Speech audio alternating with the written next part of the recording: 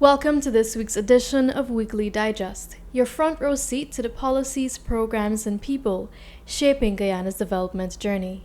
Each week, we go beyond the headlines to follow ministers of government as they implement the administration's agenda, one step, one story, and one community at a time.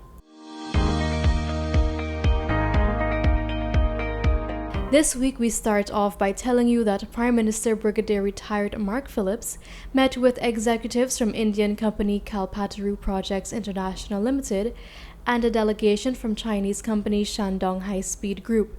The meeting centered around infrastructure development and construction, among other key areas that are abuzz in Guyana. In the infrastructure sector, Minister of Public Works Bishop Juan Edgell announced critical traffic diversions along the East Bank Demerara Public Road at Grove to ease congestion.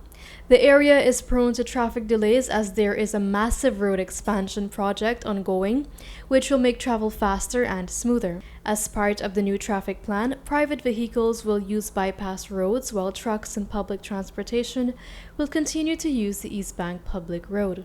Yesterday morning, I met with all of the contractors in office.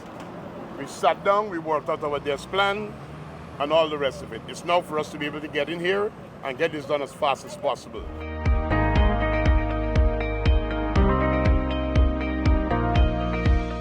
While traffic woes are being corrected, over in the Ministry of Human Services and Social Security, opportunities are unfolding for residents in Cane Grove. Residents of the East Coast Demerara community now have the use of a spanking new sewing hub. Created under the Women's Innovation and Investment Network, WIN, interested persons will be trained and certified in garment construction. Sewing is a very, very well-established skill. It's a lucrative skill, and we have been training many women through the WIN program across the length and breadth of Guyana. Through the WIN program, we've trained 17,000 women in diverse fields.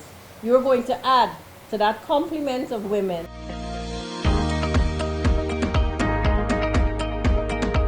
Minister of Natural Resources Vikram Barrett and his team of senior officials from the ministry and the Guyana Geology and Mines Commission arrived in Camarang, Warawat, Region 7 to address the concerns of residents. He also visited the communities of Kako, Jawala, and Kwebanang.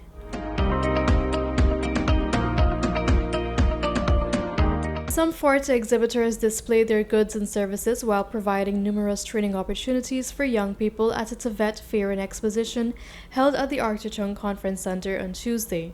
The event was hosted by Ministry of Education and themed Empowering Youths Elevating Skills TVET as a Catalyst for Inclusion. Sometime within the next 3 weeks, we will commission the Bartica Practical Instruction Center. So now we have 9 out of 10 regions with state-of-the-art TVET institutions offering to our children and adults, young adults particularly, education in this field.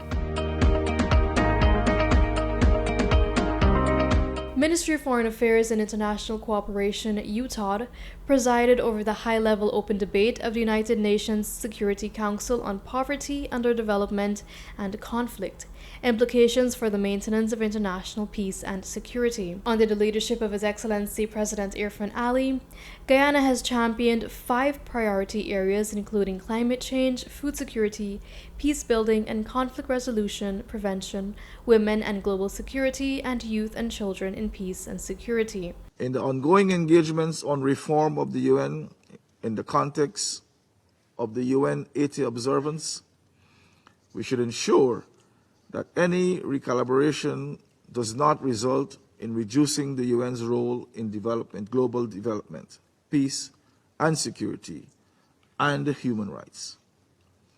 Greater coordination and complementarity within the UN system on these issues are critical. And that's how the week unfolded, one step at a time, one community at a time, but many stories are being written. That's it for this edition. We'll see you next week with more stories from the heart of government.